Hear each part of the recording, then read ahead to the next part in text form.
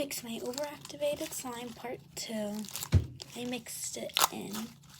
I gotta put more water in because it's still really rippy.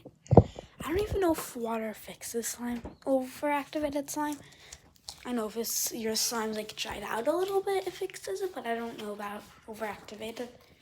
Probably does because it deactivates it a little bit. Probably, I don't know though. Put some water in it. Look at how gross this is. Blech.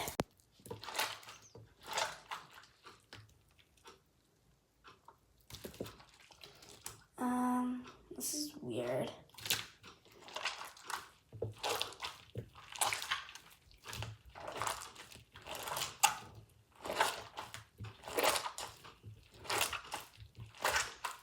So come back for part 3 to see if it actually works.